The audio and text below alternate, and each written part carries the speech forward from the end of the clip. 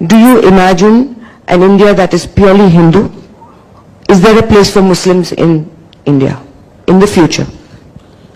ये सवाल उन लोगों की समस्या है कि जो हिंदू और हिंदुत्व को जानते नहीं है।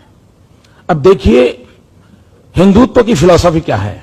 वो कहता है एकम सत विप्राहा बहुधा वदंती।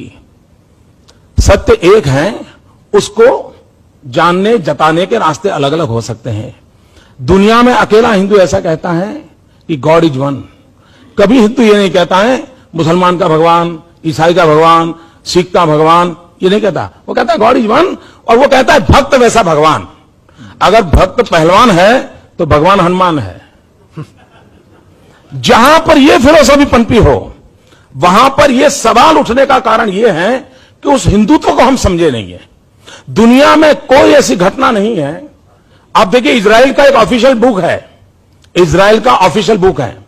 उसने यह कहा है कि कोई यह ना समझे कि हमें सिर्फ जर्मनी में हम पर अत्याचार हुए थे।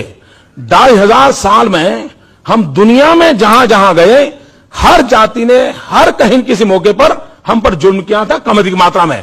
लेकिन अगर कोई दुनिया में अपवाद था, अकेला हिंदुस्तान था जहां पर हमें 2500 साल के इतिहास में कोई कष्ट नहीं हुआ।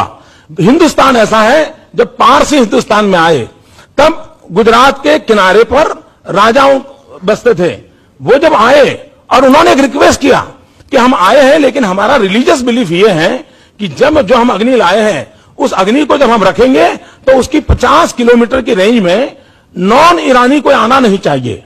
यानी राजा हिंदू, व्यवस्था हिंदू, और उन्होंने मांग एंटी हिंदू की। और यह देश ऐसा है कि यहां के हिंदू ने कहा था कि आप चिंता मत कीजिए, मैं व्यवस्था करता हूं कि वहां कोई प्रवेश नहीं करेगा और आपकी मान्यताओं का आदर करेगा। और मैं आपको बताता हूं विश्वास के साथ, आज जो दुनिया टेररिज्म के कारण संकट में आई है, उसका और उसमें जो इमोशनल ब्लैकमेलिंग हो रहा है, मैं नहीं कहता उसमें इमोशनल सपोर्ट है कि नहीं, लेकिन जो इमोशनल ब्लैकमेलिंग हो रहा है और उसमें रिलीजन का काफी उपयोग हो रहा है, और उसका मूल कारण है होलियर देन दाउ। तेरे संप्रदाय से मेरा संप्रदाय ऊंचा है, ये जब भाव जगता है तब कॉन्फ्लिक्ट पैदा होता है, और वो कॉन्फ्लिक्ट आतंकवाद तक की सीमाओं चला जाता है।